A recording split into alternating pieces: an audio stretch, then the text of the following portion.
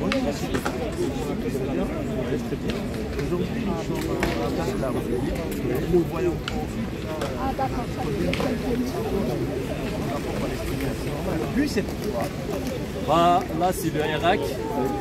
Le Irak, en fait, c'est le mouvement de la révolution qui est déclenché en 2019 pour libérer l'Algérie de ces prédateurs, d'un pouvoir totalitaire, d'un pouvoir qui arrête en fait, de voler les richesses, qui d'emprisonner les Algériens et de travailler pour des forces étrangères, hein, parce qu'il n'est pas là pour servir le peuple, mais il est là pour travailler à des puissances qui profitent en fait de nos richesses.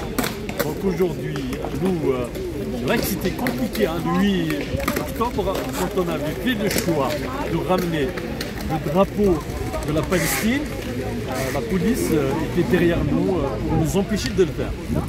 Le drapeau, on ne l'a pas mis comme ça, hein, parce qu'on a subi en fait toutes les pressions, tous les harcèlements de la police ici en France.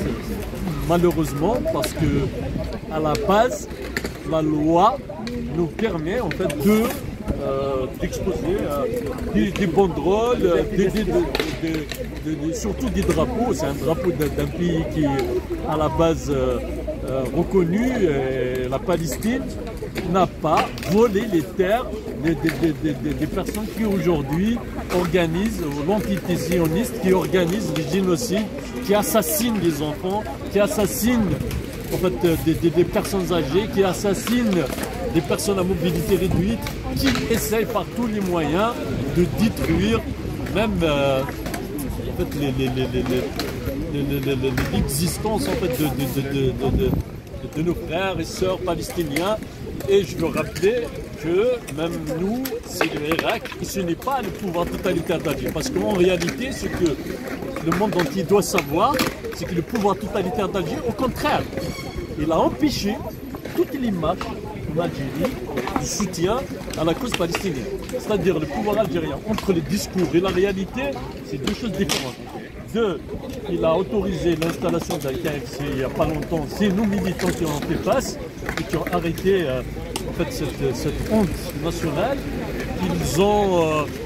Ils racontaient comme quoi ils ont fait des démarches pour demander le cessez-le-feu, alors que c'est faux, c'est le Mozambique, c'est les frères du Mozambique qui ont fait le travail et qui ont coordonné en fait, le texte et qui ont fait les démarches. Aujourd'hui, moi, je veux passer un message à tous les militants et militantes, parce que c'est important aujourd'hui de parler entre nous. S'ils veulent aider la cause palestinienne, il faut arracher la démocratie un peu partout dans les pays, et surtout les pays de Golfe, hein, parce que l'Arabie Saoudite a vendu la cause, hein, l'Arabie Saoudite est prête à même éradiquer en fait, le peuple palestinien. Le Qatar est pareil, hein, un pied dedans, un pied dehors. Les Émirats Arabes Unis, pareil, c'est-à-dire ils sont prêts pour leurs propres intérêts de vendre en fait toute la Palestine. Donc, pour arracher, pour aider le droit, en fait, aider les Palestiniens à arracher leurs droits et reprendre en fait leur territoire, parce que c'est leur territoire. Parce que les sionistes sont venus leur voler leurs terres, les assassiner, les réduire en fait, à l'esclavage, à la misère, parce que la misère, c'est eux qui ont fabriqué la misère. Parce que le fait d'entourer les gens, de mettre en place une prison à ciel ouvert, ça c'est déjà un crime. Avant le génocide, hein, avant le génocide que certains médias propagandistes ici en France essaient par tous les moyens de cacher et de justifier même, hein, de justifier. Et on a vu, hein, même les médias publics, personne n'a le droit de dire génocide alors que c'est un génocide devant. En fait, génocide, c'est-à-dire le fait d'assassiner des gens parce qu'ils sont palestiniens et le fait d'élaborer une stratégie pour tuer des enfants, ça c'est pas un génocide. Si on n'appelle pas ça un génocide, je ne sais quelle définition on pourra donner à au génocide. Donc je pense qu'aujourd'hui, je suis fier en fait, de la jeunesse, parce que la jeunesse commence à prendre la conscience. Moi qui étais à la tête d'une organisation syndicale étudiante, je suis fier en fait de voir à la Sorbonne, un peu partout dans toutes les universités du monde, des jeunes conscients et qui aujourd'hui comprennent que c'est du colonialisme, et le colonialisme, il faut l'abolir. Le colonialisme, il faut y mettre fin. On ne peut pas accepter le colonialisme, hein. Mais toutes sortes de colonialisme, et néocolonialisme, on le voit en fait un peu partout en Afrique, hein. En Algérie, et c'est le néocolonialisme. La junte militaire et la police politique, c'est le néocolonialisme. Au Sénégal, ils ont réussi à se libérer de Macky Sall, qui a assassiné même son propre peuple pour servir en fait d'autres puissances. On le voit, Alassane Ouattara, en Côte d'Ivoire, pareil, hein, il est prêt à raser en fait une partie de la population pour rester au pouvoir.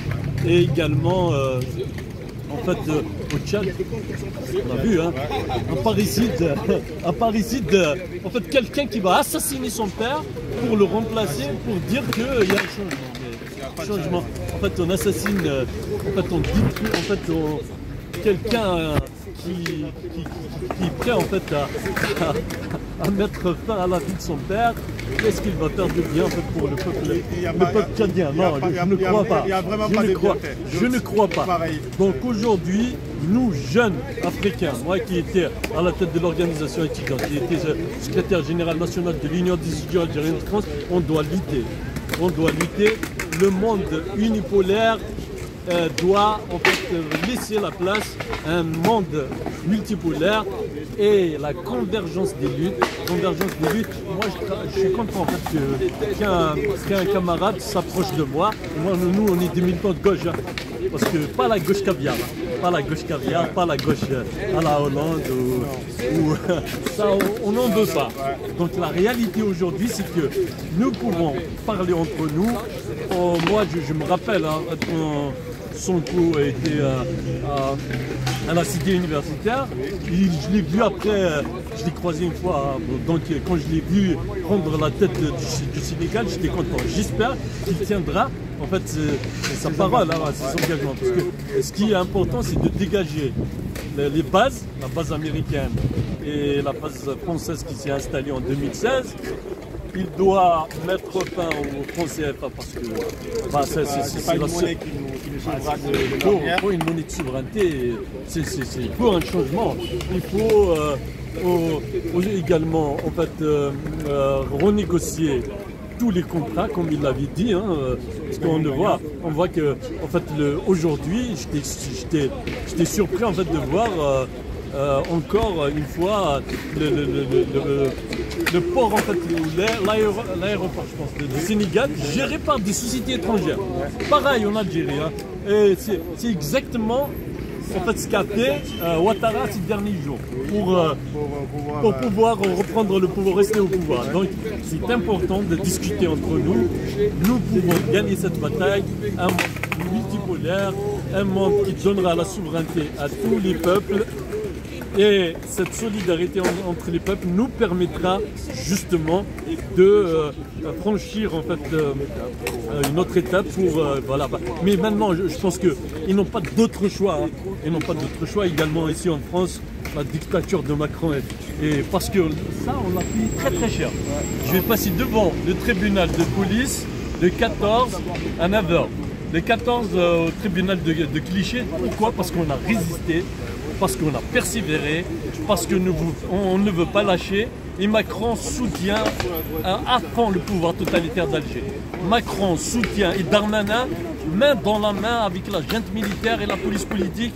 Pourquoi? Parce qu'ils ne veulent pas rendre le pouvoir au peuple, parce que aujourd'hui, le peuple algérien réclame encore son indépendance, l'indépendance réelle, parce que l'indépendance... en fait, a été juste marqué pour ce n'est qu'une étape en fait pour passer au néocolonialisme avec des représentants qui se cachent en fait les marionnettes derrière un nationalisme en fait mélangé, bien broyé, pour cacher en fait leur sous-traitance à des pouvoirs, à l'oligarchie internationale. Donc je pense qu'on a la possibilité de gagner. Et j'appelle tous les frères et sœurs de dépasser tout, parce qu'ils essaieront de nous diviser. Hein. Ils essaieront de dire qu'un Algérien et un Sénégalais, c'est pas pareil. Non, si, c'est pareil. Un Algérien et un Malien, c'est pareil. Là, ils essaient en fait de mettre le feu entre l'Algérie et le Mali. Le Mali, c'est des frères. Le Mali, nous avons une histoire commune. C'est l'Afrique qui nous unit. Et toute l'Afrique est derrière, en fait, un projet qui va lui permettre en fait de se développer.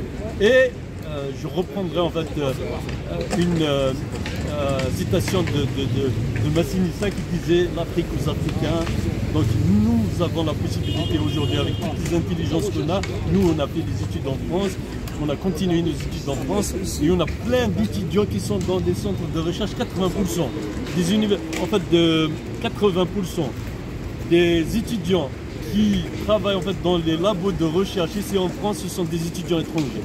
Donc cela montre que nous avons la possibilité de créer des brevets, de fabriquer, de faire des choses importantes pour avancer l'Afrique.